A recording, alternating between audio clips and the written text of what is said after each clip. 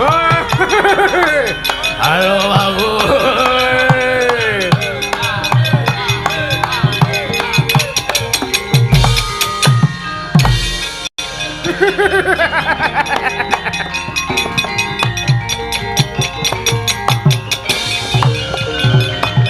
Semangkah anggur sesumbar mawalindo bumi konjing kumalu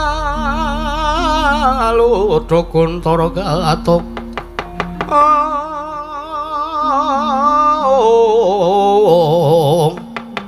kumalu dokuntara katok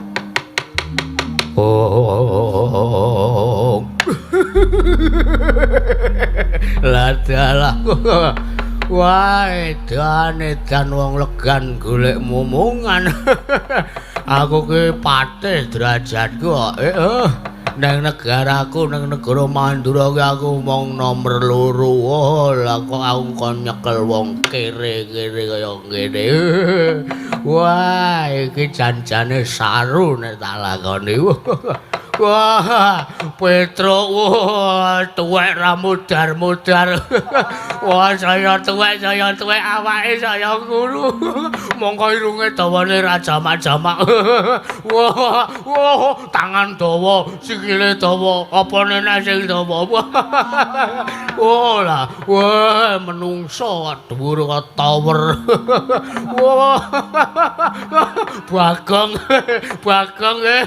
mata ambane kaya wah mata ring 18 edan tenan wah mongko cangkeme ambane ra jamak-jamak cangkem apa Bengawan Solo wah mongko ngeces telus gilani wah ndlewer wah ora kajen prakuta kok kaya nyekel wong kere-kere trimo bali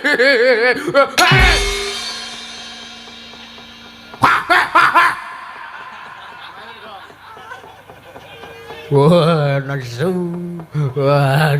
waduh dagelan wah cengengesan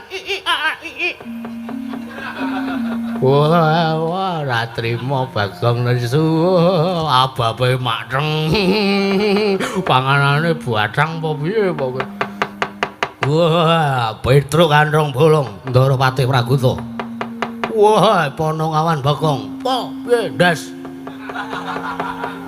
mangkean karo kawula cilik kaya aku ngono. Wah, nesu ngadeg nesu teteke ming saweteng kowe kok. Anggep ora ben penting Dedet.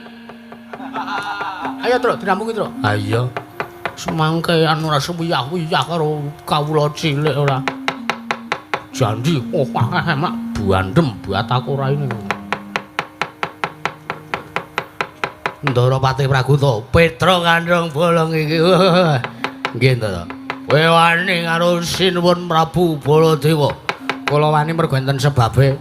Nek mboten enten sebabe tangih lamun kula wantun kalian Sinuwun Prabu Baladewa. Wah, acara Petro. Kowe iki mung kawula cilik. Kowe iki ranti kuwasa. Kowe iki ranti pemenang. Kowe ranti pemenang apa-apa tumrap negara Mandura apa meneh Ngamarta. Kowe iki mung Panakawan. Kowe iki mung Panakawan. Kowe manuta kowe tak cekel. Tak lebokke Pakunjaran. Waji kering ngantem tenan. Wah, boto melayang ora apa-apa. Nek sampean arep ngladeni karo Petruk, monggo gelut karo Petruk. Oh, banting ting mati dia. Lindes kandhane sampean.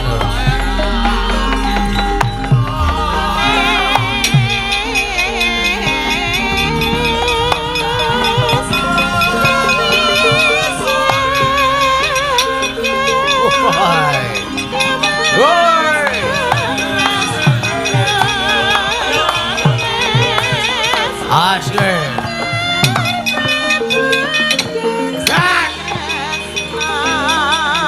Ora apa-apa.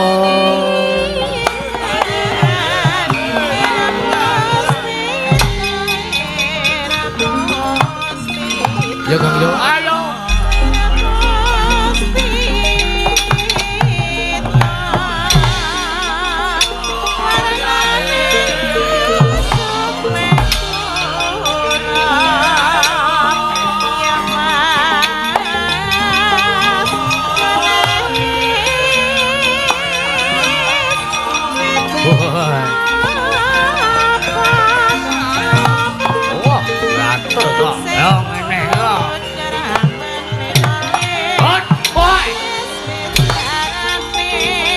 Wah, pinter lendro ora wong kere. Rene wae.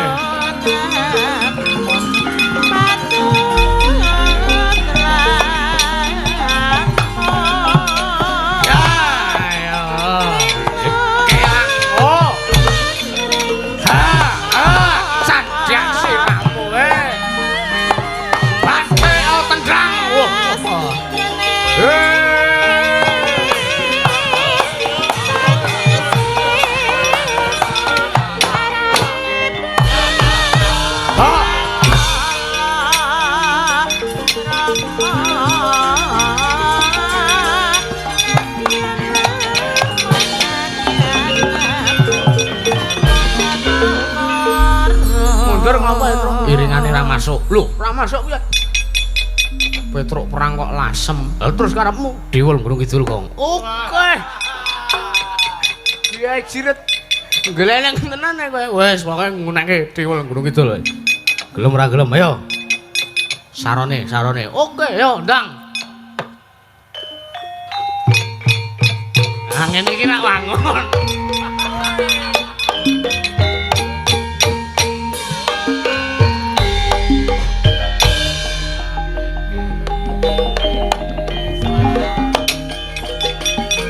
Terus Ujang gunung kidul iling-iling bangga. Oh, bajigur iku. Latang ayo sawe.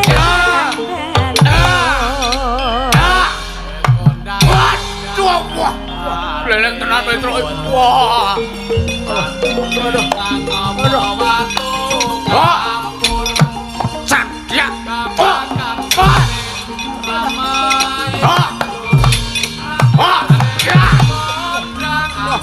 Ayo sambatoe. Terus dilelek. Wah. Nganggo ater-ater terus. Heeh. Alah. Aduh.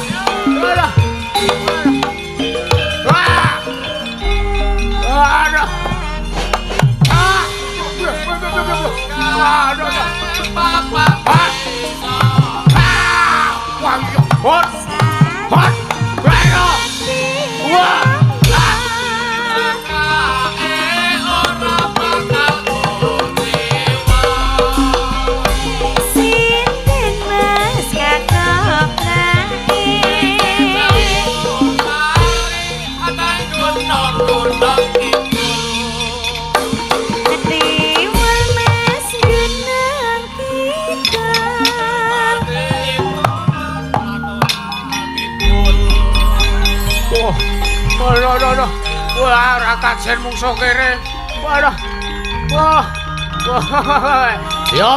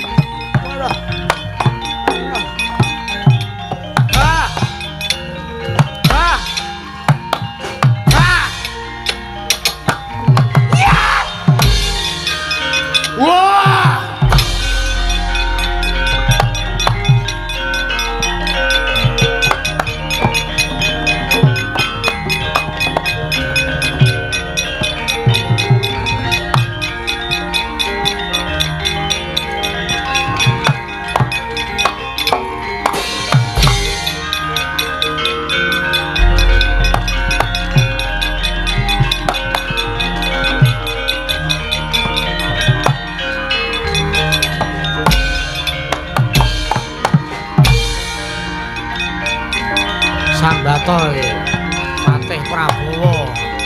Hot.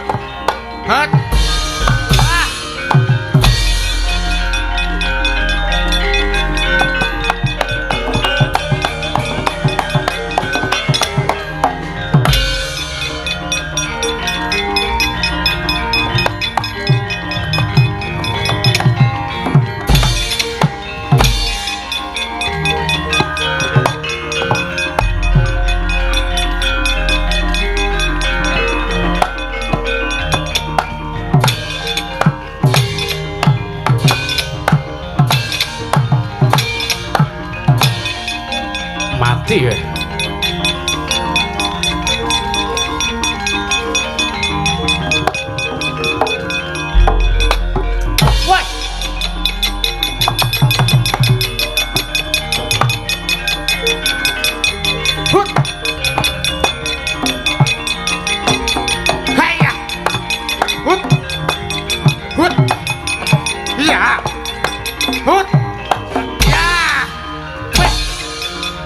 Masuk kena ta ya ki.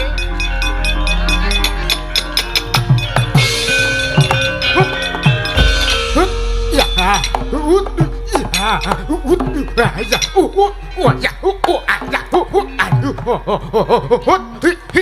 Ya. Aduh.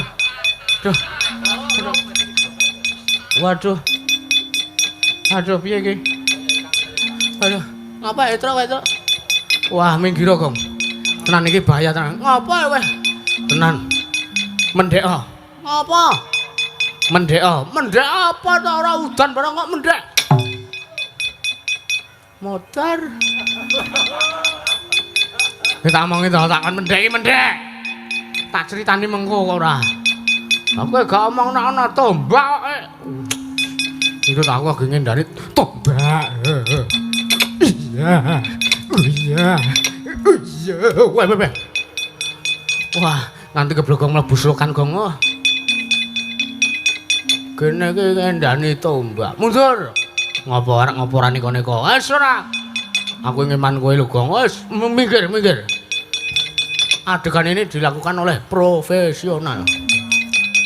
Jangan ditirukan di rumah. Arek ngoporani kene kok mati utanganmu akeh. Kae malah mati ra mikir kok. Semika tangga teparu anak bojo. Cah kok pinter banget, pinter. Ndas gedene semene masa teke ming cilik. Yo teke kudu gede dong. Delok ke men ora dadak udus. Apa ora berkualitas?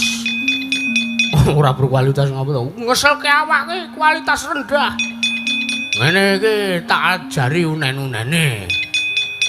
Wah. Bapa lunga tapa biyung meteng tuwa tes dadi banyu. Mandek. Nih lihat nih, ini mandek ini. Jalan melek mripatmu. Wih lah kok apa? Tak omongane, rungokke iki kalimate dihafalke. Catet.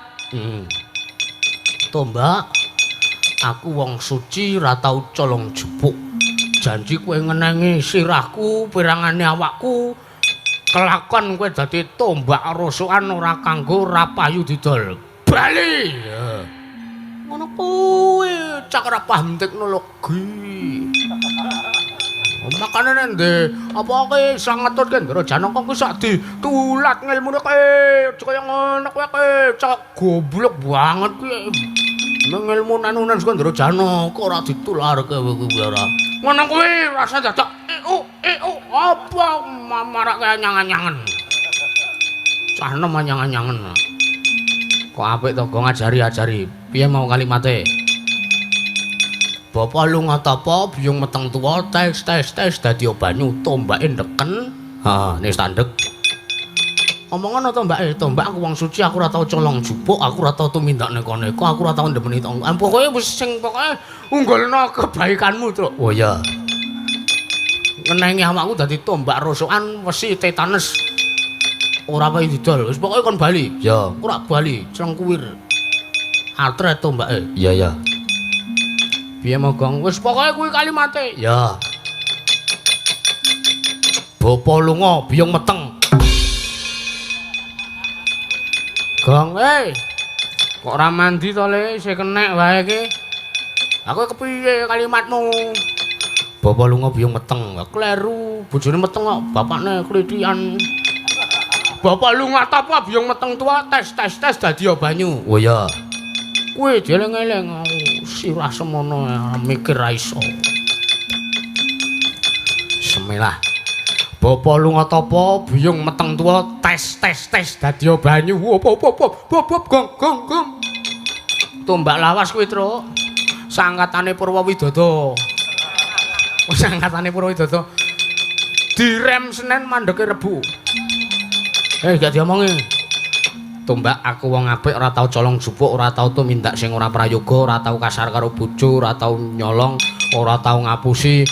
Nek jajan ning warung ning angkringan aku njipuk gorengan 5 tak bayar 5.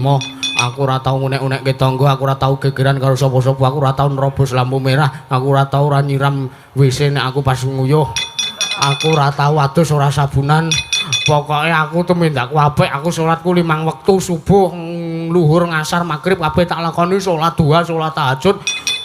Salat apa jenenge kabeh tak lakoni wis amalan donga dikir aku apal kabeh, aku ora tau tumindak elek, pokoke aku ora tau ngunek-unekke sapa-sapa. Aku pokoke ora tau tumindak apa-apa. Aku wong apik, aku sekelase. Apa kae jenenge gembol. Aku pokoke kaya kena tegong, aku kesuwen mengunggulkan kebaikanmu itu sedikit saja. Nek ngono ki malah kesane ngertine tombake kamu itu sombong. Ngono ya, Gong. Heeh. Karepku golek slamet kok. Golek slamet malah ora slamet kowe. Slamet donya akhirat ki ya sing ideal aja, jangan idealis.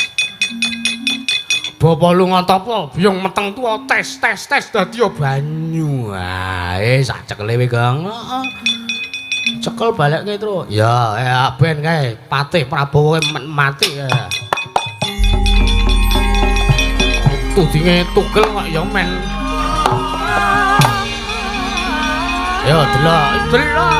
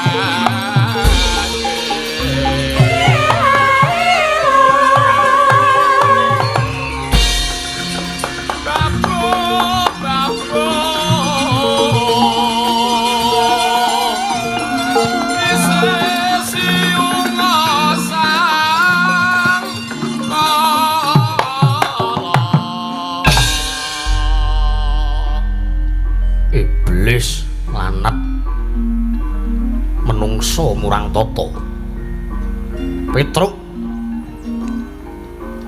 saya gembelu sirahmu gleleng macakmu kowe dumeh kowe iso ngundurake wadyabal aku kowe iso ngundurake anak Pandhawa aja mbok aku kowe iso ngundurake Baladewa Petruk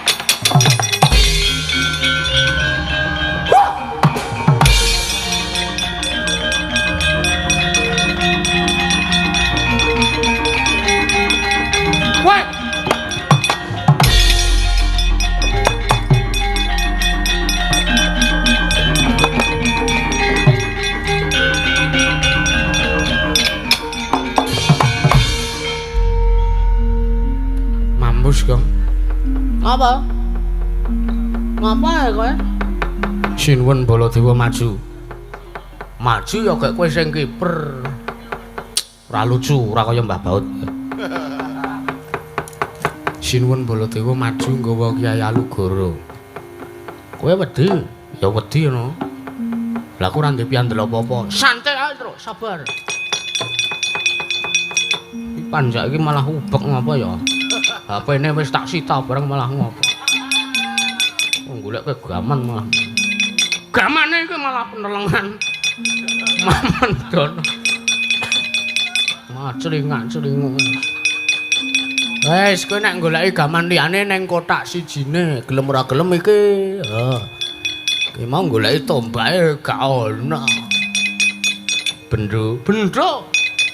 Ampuh iki aja mbok anggap remeh iki bendho tayangan iki. Pecok kowe cengele wong tetanus langsung mudar engko sore. Mosok kalah Prabowo aku, Gong. Kalah Prabowo piye? Halo. Alugara. Alugara ki rak sing bujel kae to. Heeh. Iki rak landhep. Heeh. Alugara bujel ki mung marake risi. Ha iki rak nglarani ya aja piye-piye kowe iki. Wong urip ki sing nrima ing pandem ngono lho. Logatmu nganyelke tenan. Gelem ora gelem ya iki kok. Karepe njaluk apa derajatmu ki ngeling apa iki ning donya ki mung kere, esuk ning akhirat kowe ora ndek gawan apa-apa. Anggep ora. Gelem ora gelem bendro. Gelem ta kowe? Gelem. Ora gelem monggo mecok sirahmu sisan malan kowe.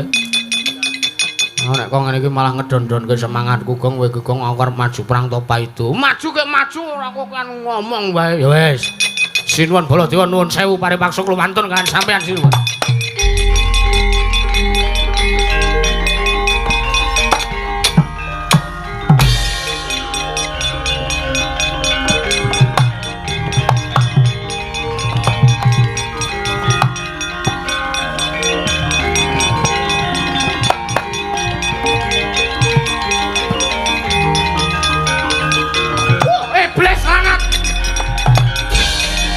Menungso rantatan.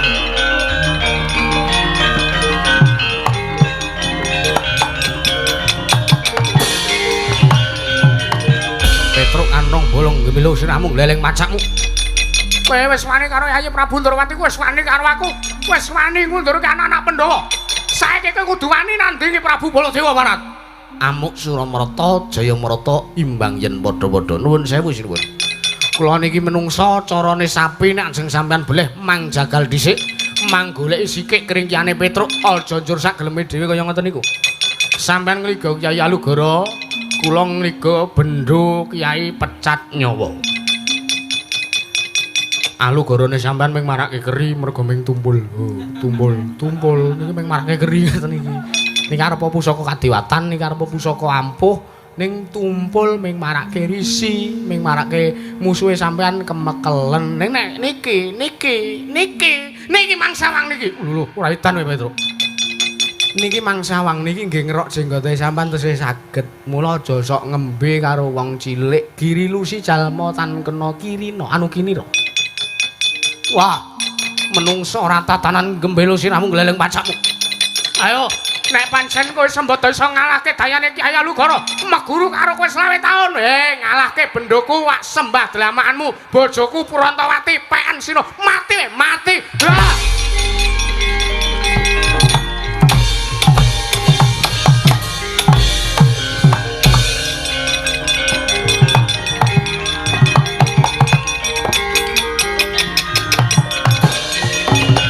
Nalika semanten rame sampun nata mandura Sang Prabu Baladewa mengsah kono ngawan Petruk Anrong bolong.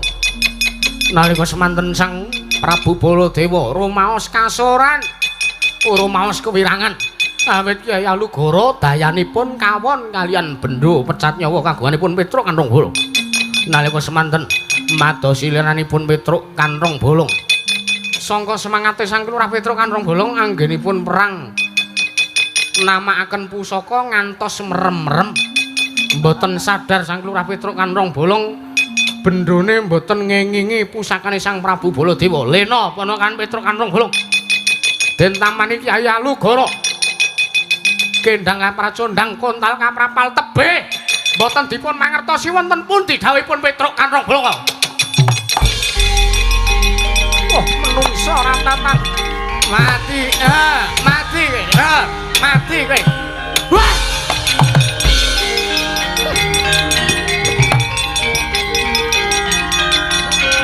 Wah!